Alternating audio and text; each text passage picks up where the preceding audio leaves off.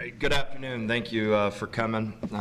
We played a very good football team this Saturday.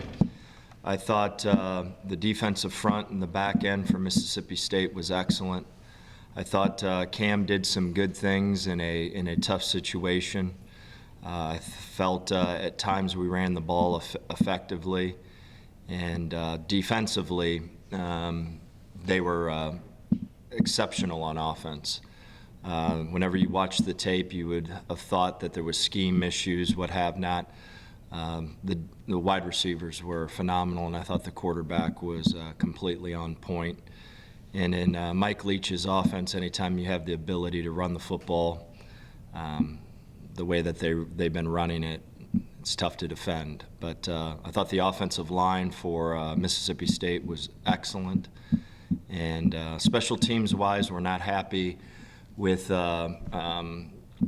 setting up field position for our offense and defense. We need to improve in that area immensely.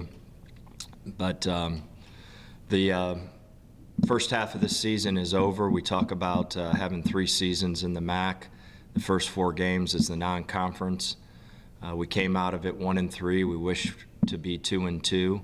The whole conference is either 1-3 and 2-2. There's not one person over 500, so that's what makes this conference awesome. Everyone's even right now. It's we've got a 4-game stretch here of regular college football, Saturday college football, and then we've got a 4-game stretch of action. So extremely excited to get going. We've got a great opponent in Akron. They keep getting better each and every week, similar to us. We've got to go down to their stadium and play a very difficult offense and a defense that I think is really playing hard and improving and playing better each and every week. So we got to go down and we got to play it like it's our Super Bowl. Our preparation needs to be elite. We need to upgrade in everything that we do throughout the week to give ourselves a chance to beat Akron. Any questions? You mentioned, obviously, it's a new phase in this campaign. How would you assess kind of the first phase, which is the first 4 non-conference games, as it relates to preparing for the MAC play? I thought offensively we did not play well in Game 1. Game 2, I thought the second half of the Eastern Kentucky game showed our potential. I thought 3 quarters of the game in the Marshall game, I thought that was the most complete game that our team has ever played since I've been here in terms of offense, defense, and special teams. Marshall was a very, very good football team. And then we ran into a buzzsaw. That Mississippi State team will be 2 or 3 on their side. They're excellent. LSU was able to sneak one, I think. And we're excited about going down and playing our best football these next 8 weeks. This is what we've been talking about for the entire year. We need to go compete in the MAC and give ourselves a chance on the East. Scott, I know you don't want to be the story, but as much as you're comfortable sharing, just how tough was last week for you? Can you take us through what kind of went on? Yeah, it was. I thought it was acid reflux. I woke up on Sunday morning early, 4 o'clock in the morning, and was throwing up or spitting up blood. And then on Sunday, I tried to go to bed, tried to sleep, and ended up sleeping in my office chair. I couldn't lay down. Felt awful. Every sign of a heart attack you could ever imagine. And then on Monday, continued to feel like not very well, and then couldn't walk up and down the stairs. And that's right in there. And there I knew that there was something wrong. Dr. Knopf came over on Monday night late, and then I was put in the hospital, had blood clots where they're not supposed to be, and had a long week. But I was really proud of our staff, our players, how they handled that. And I don't want to ever miss a game. I don't like not being around our team. But I thought they handled it well, especially Cam, in my opinion, having to start his first game in that type of environment. And we got a really good staff. We got really good players, so it's not shocking. We got a great support staff. It's not shocking that they did a great job. Were you in the hospital 2 nights? Yeah. I guess it shows how much this program means to you. I mean, should you be back this soon? Yeah, it's. I just got to be smart. I can't get on airplanes for a while, and yeah, I mean, I'm fine. I mean, the fact of the matter is I'm a little tired and all that, but there's no time to be tired right now. And just also with that, is that kind of, coaching 1 week, your team's terrible, next week you're awesome, and then this happens, and it kind of puts things in perspective. I don't know, is anything about this kind of put things in perspective about what's really important in some ways? Yeah, absolutely. We get so locked into our craziness that goes on, and my hat's off to Coach Candle. He was the first person that texted me, and rivalries are important. Football is important, but at the end of the day, it's your health and your family that means everything. No one's going to ever remember how many games you won, lost, or what have not. They never do. Heck, I can't even tell you the last 3 national champions. I can't. But it's the challenge and the grind every day that we love. We love the competition, but yes, to answer your question, reality did set in a little bit. And just to put a kind of human face on it, how difficult is it to watch, your guys on TV? No, it stinks. Never want to do it again. But just like I said, they did well, and they made the right decision. The doctors. I was wiped out at halftime, just sitting on my couch. So they made the right decision. I didn't like it, but they made the right choice. You mentioned, Coach, you're not able to fly short term here. Is there anything else as far as the way that you coach? Obviously, you're very aggressive and active and boisterous, etc. Are you having to change your coaching style any because of this? Sure. No, I'm not going to change. No. You'll remain on the field, though? Yeah. Coach, Yep. with Matt and Christian being out last week, banged up, are you expecting them back this week? What's that? Are you expecting Matt and Christian back this week? Absolutely. Glad you're okay. Glad that you finally got the news that Jakari's back. Oh. That you've been waiting for. What was that like? The best Friday you could ever imagine. The team left. I started working on Akron and took a nap actually in the office for like an hour. Got back up and was just starting Akron again, and the phone rang, and we didn't lose faith in humanity. And I don't necessarily like the process whatsoever. I think the process is completely failed. I think it is something that needs to get completely changed in college football. There's so many holes and so many problems and so many inconsistencies with this transfer portal. It's unbelievable. And I don't want to dive into it too much, but it is a issue that beyond needs fixed. It's not fair.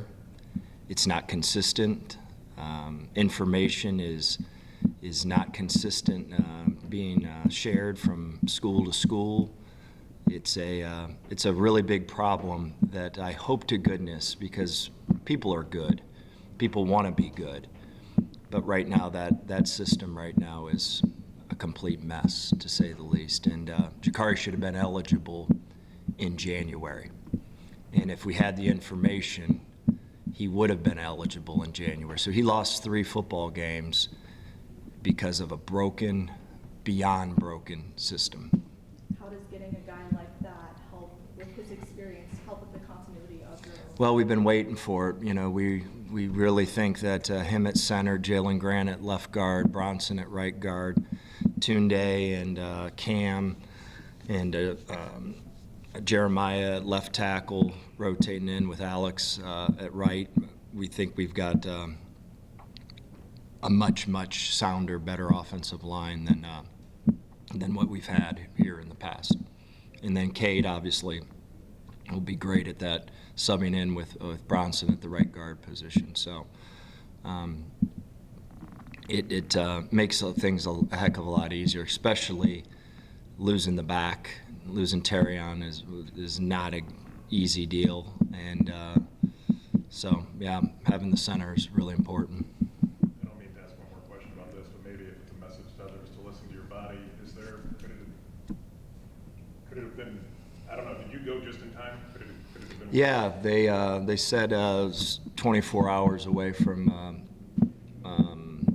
not a good day. So I do encourage people to do it, and I'm the worst at it, and by far the worst at it. I think how this whole thing started was I thought I had a blood clot in my calf the week before the UCLA game. I blew it off. I thought I got kicked. I got in an airplane. I went for a run on Saturday, and it was a 5-mile run, and I thought I was going to die every block, to be quite honest with you. So it probably went into my heart then, and but yes, you need to pay attention, that's for sure. So this was someone that had been building for a couple weeks? Probably. And it was in That's your what they heart? assume, In yeah. your heart and Lungs. Just lungs? Yep, lungs. Can you follow up on Matt? Coach, you said he's going to be good to go against Akron. Could he have gone down in Starkville? Was that a decision to save him for MAC play? No, not at all. I made that decision on Friday night. The first time he practiced was Friday morning. That was the first time. I watched him throw on air. I thought he was okay. And I just really felt that with both of those hip pointers the way that they were, I don't think he would have lasted very long whatsoever. This was a big physical team. We felt Cam gave us the best chance to win, and I didn't want to make that decision. I know Matt wants to play. He's a competitive dude, but the best thing for our team on Saturday was for Cam to play. And sometimes you got to make tough decisions like that, and we did, and it was the right decision. Harold had a pretty big game at tight end. Obviously, got his first career touchdown the week before. He got a rushing touchdown. How have you seen his play elevate? He's just obviously a freshman, but elevating in the offense. Yeah, Harold's going to be a special guy. He's talented. He's smart. He's extremely strong for his age. His hands are strong. He can set the edge, believe it or not, for a freshman. I don't know how many freshman tight ends I could ever say that can set the edge. If you watched him, at least on TV, he looked exactly like he fit in that conference in terms of people were bouncing off him left and right. He's just a strong, powerful guy that has I don't think he even knows how much talent that he has. I think he can be really special. Looking ahead to Akron, what do you think is going to be the big key for you guys? Well, we got to do what we've been doing in the Eastern Kentucky and the Marshall game. We got to win the turnover battle. We got to win the explosion battle. Joe Moorhead's offense with all the RPOs and eye violations, we got to limit the explosion plays. And then obviously on offense, we've got to make some explosion plays. I think we got to be balanced. I think we got to try to keep them off balance as much as we can in terms of run pass.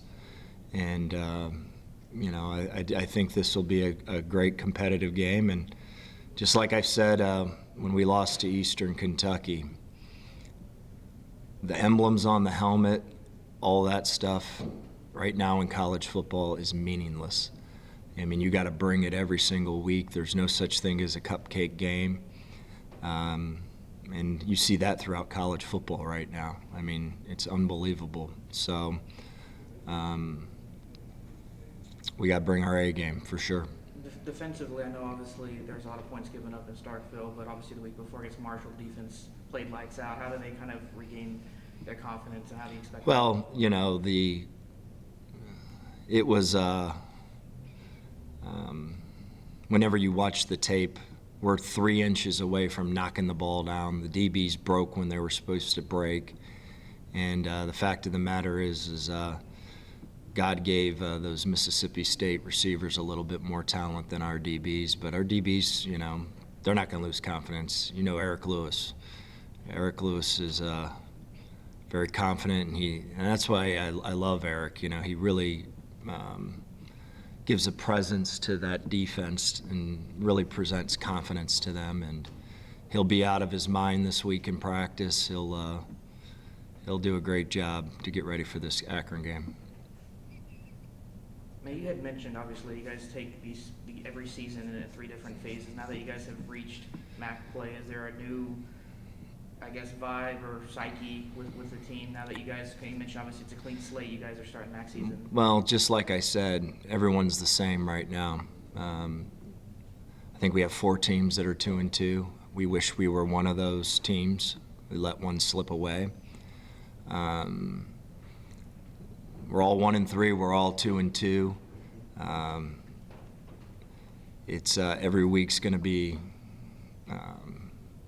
If you don't bring it every week, and if you don't prepare every week like it's the Super Bowl, you'll get your tail kicked. And so the urgency, the way we do business, our attitude, how we handle ourselves on and off the field, everything's going to matter. And that's what we've been promoting to our players, is that everything's going to matter. And we don't need to be chasing guys around for weigh-ins and all that all the little details and all the little things are going to determine wins or losses these next 8 weeks. I know I asked this last week. I know Cam in the Marshall game got a few snaps. I think there's some run packages in there. Is he going to be continuing to be kind of, is that kind of game plan centric, or? Yeah, it's game plan for sure. Any more questions? Anything else? Talk about the MAC real quick, Coach. What do you think about their performance against some powerful teams this past week? Yeah, really happy for Chuck Martin down there at Miami of Ohio, beating a Big Ten team. Fitzy's teams are disciplined, they're tough, and to go into Northwestern and beat them, that was really impressive. I thought defensively they played great, and I watched the game, and I'm happy for them. I mean, that's a big win. And then I thought Kent State played well against Georgia. So there was some good competition for sure, and that's what's going to make this MAC a fun run. Is there some good teams? It's all mentality. It's all how you prep, and you better bring it each week, because anyone could beat anyone. That's what's so cool about this conference, and it's going to be fun to watch, and we'll see where we measure up.